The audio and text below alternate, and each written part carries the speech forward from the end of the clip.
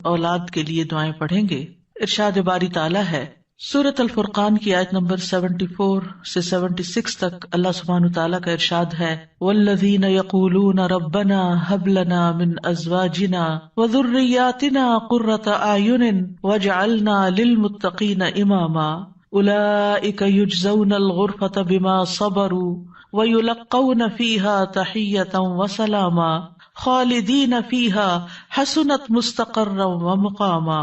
اور وہ لوگ جو کہتے ہیں اے ہمارے رب ہمیں اپنے ازواج اور اولاد کی طرف سے آنکھوں کی ٹھنڈک عطا فرما اور ہمیں متقی لوگوں کا امام بنا، یہی لوگ ہیں جو اپنے صبر کے بدلے جنت میں بالا خانے دیے جائیں گے اور وہ اس میں دعائے خیر اور سلام سے استقبال کیے جائیں گے، اس میں وہ ہمیشہ رہنے والے ہوں گے۔ کتنا اچھا ٹھکانہ اور کتنی اچھی قیام گاہ۔ اولاد کے لیے دعا مانگنا انبیاء اور اہل ایمان کا شیوا رہا ہے۔ ابراہیم علیہ السلام نے دعا کی تھی رب ھب لی من الصالحین، اے میرے رب مجھے نیک اولاد عطا فرما۔ اہل ایمان کی دعا اللہ تعالیٰ نے قرآن مجید میں ذکر کی ہے وَأَصْلِحْ لِي فِي ذُرِّيَّتِي، اور میری خاطر میری اولاد کی اصلاح کر دے۔ زکریا علیہ السلام نے دعا کی تھی فَهَبْ لِي مِن لَّدُنْكَ وَلِيًّا يَرِثُنِي وَيَرِثُ مِنْ آلِ يَعْقُوبَ وَاجْعَلْهُ رَبِّ رَضِيًّا، مجھے اپنے پاس سے ایک وارث عطا فرما جو میرا وارث بنے اور آل یعقوب کا وارث ہو،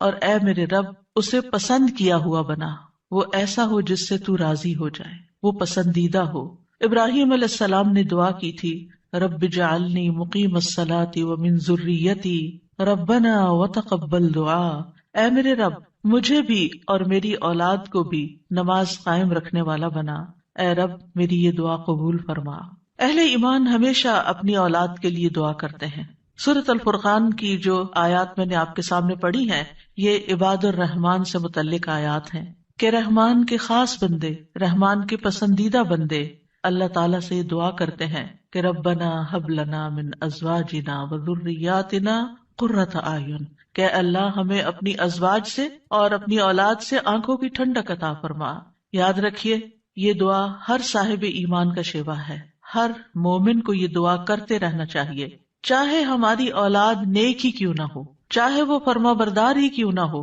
چاہے وہ قرآن کی حافظ ہی کیوں نہ ہو، چاہے وہ دین کی عالم ہی کیوں نہ ہو، پھر بھی یہ دعا مانگتے رہنا چاہیے، اس لیے کہ دل رحمان کی 2 انگلیوں کے درمیان ہوتا ہے، وہ جیسے چاہے انہیں پھیر سکتا ہے۔ ہمیں نہیں معلوم کہ آج اگر ہماری اولاد دین پر ہے تو کل اس کا مستقبل کیا ہوگا، اس لیے کبھی بھی اس بارے میں بے فکر نہیں ہونا چاہیے۔ نیک سے نیک ترین اولاد بھی ہو، تہجد گزار بھی ہو، صائم اور قائم ہو، لیکن پھر بھی دعا کرتے رہیں۔ اگر آپ کی اولاد نیک ہے تو آپ کی دعائیں ان کی نیکی میں استقامت اور اضافے کا سبب بنے گی، یعنی وہ مزید نیک بنے گی، ان کے اندر مزید استقامت آئے گی، اور پھر اسی طرح ان کا ایمان بھی بڑھے گا۔ اور اگر وہ نیک نہیں ہے اور اگر وہ آپ کی آنکھوں کی ٹھنڈک نہیں ہے تو اس دعا سے انشاءاللہ وہ آپ کی آنکھوں کی ٹھنڈک بنیں گے۔ تو ہم سب کو بھی یہ دعا کرتے رہنا ہے کہ اے اللہ ہماری اولاد کو نیک بنا اور ان کو متقین کا امام بنا، یعنی تقوی والوں کی صحبت میں ہوں اور تقوی والوں میں بھی سب سے آگے ہوں، تقوی والوں کو بھی مزید لیڈ کرنے والے ہوں، ان کی رہنمائی کرنے والے ہوں، اور پھر یہ کہ وہ ہماری آنکھوں کی ٹھنڈک بھی ہوں، یعنی جہاں وہ رب کے پسندیدہ ہوں وہاں وہ ہمارے لیے بھی باعث سکون ہو۔ اس کے ساتھ ساتھ انسان کے لیے لازم ہے کہ وہ اپنی اولاد کی نیک تربیت بھی کرتا رہے، کیونکہ تربیت کی کوشش کرنا جو ہے ایک صبر آزما کام ہے۔ اسی لیے اس آیت کے بعد جو آیت آتی ہے اس میں صبر کرنے والوں کی جزا جنت میں غرفہ بتائی گئی ہے۔ عربوں کے ہاں گھر کے اندر جتنے بھی کمرے ہوتے ہیں ان میں سے سب سے بہترین کمرہ غرفہ کہلاتا ہے، یعنی سب سے اعلیٰ ترین درجہ۔ تو جنت میں بھی جب غرفہ کی بات ہے تو اس سے مطلب کوئی ہائی رائز بلڈنگ نہیں ہے، کیونکہ وہ ایک جگہ پر آتا نا کہ غرفات پر غرفات مبنیہ ہوں گے، تو اس سے مراد یہ ہے کہ جنت کے اعلیٰ ترین مقامات اللہ تعالیٰ ان کو عطا کرے گا جو صبر کے ساتھ تربیت بھی کرتے رہیں گے اور صرف اپنی تربیت اور اپنی کوشش کو کافی نہیں سمجھیں گے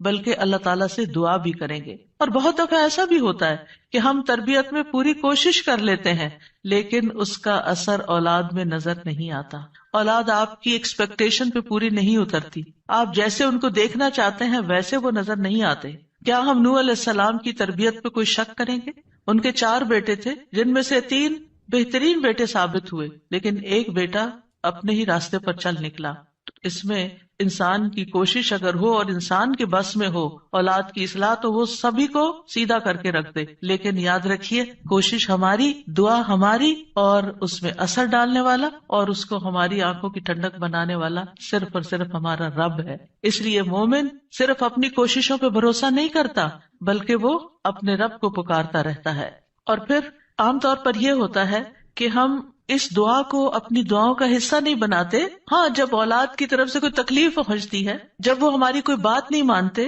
یا ہمیں ناراض کرتے ہیں، تو پھر ہمیں خیال آتا ہے کہ ہمیں دعا کرنی چاہیے کہ ان کی اصلاح ہو جائے اور یہ سیدھے ہو جائیں اور ہماری آنکھوں کی ٹھنڈک بن جائے. یاد رکھیے، یہ صرف اولاد کے بگاڑ کے وقت کی دعا نہیں ہے، بلکہ ہمیشہ یہ دعا کرتے رہنا چاہیے. اپنی روزمرہ زندگی کی خاص دعاؤں میں اس دعا کو شامل کر لیں. اپنی نمازوں میں، سجدوں میں، قبولیت کے اوقات میں اپنی اولاد کے لیے دعا کرے، کیونکہ اولاد انسان کی محبوب ترین چیزوں میں سے ہے. جن کو اللہ نے اولاد کی نعمت سے نوازا ہے، وہ اچھی طرح سمجھ سکتے ہیں کہ ہماری زندگی میں اولاد کا کیا مقام ہے. یعنی جب تک انسان والدین نہیں بنتا، ماں باپ نہیں بنتا، وہ اس بات کو سمجھ ہی نہیں سکتا کہ اولاد کیا چیز ہوتی ہے. کیونکہ انسان زندگی میں مختلف چیزوں سے محبت کرتا ہے، مختلف چیزوں کے ساتھ انسان کا لگاؤ ہوتا ہے، مختلف کام یا مختلف چیزیں اس کو پسند آتی ہیں. لیکن جب ایک عورت ماں بنتی ہے، ایک مرد جو ہے وہ باپ بنتا ہے، تو اس کے بعد اس کی زندگی میں جو تبدیلی آتی ہے،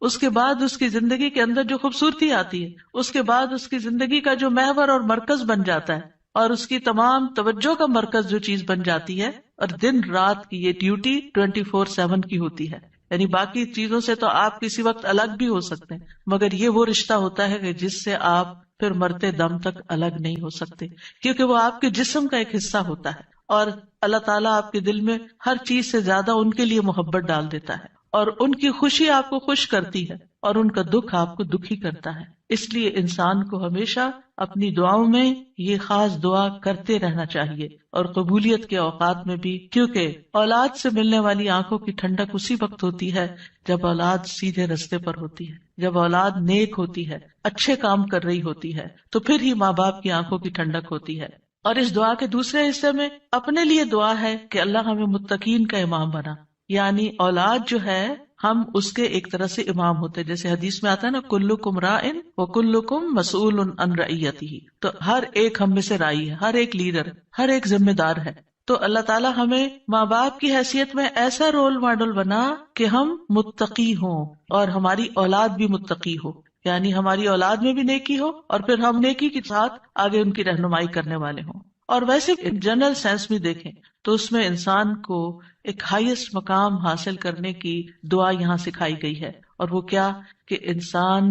ایسا انسان ہو کہ جسے دیکھ کر لوگ متقی بن جائیں. یعنی دوسرے لفظوں میں یہ کہ نیکیوں میں سبقت کرنے والے ہوں، نیکیوں میں آگے بڑھنے والے ہوں، تاکہ دوسرے لوگ بھی ہمیں دیکھ کر نیک بن جائیں. مثلاً اگر ایک مرد اول وقت میں مسجد میں جا کر نماز پڑھتا ہے تو اس کے بچوں پر اس کا کیا امپریشن ہوگا. یعنی اگر باپ ذمہ دار ہے تو بچے بھی دیکھ کر کہیں گے کہ ہاں ہمیں بھی یہی کام کرنا ہے، کیونکہ بچے ابتدائی زندگی میں خاص طور پر باپ کو، ماں کو بہت فالو کر رہے ہوتے ہیں. پھر اسی طرح اگر آپ کا پڑوسی آپ کو دیکھتا ہے، آپ کے کولیگز آپ کو دیکھتے ہیں کہ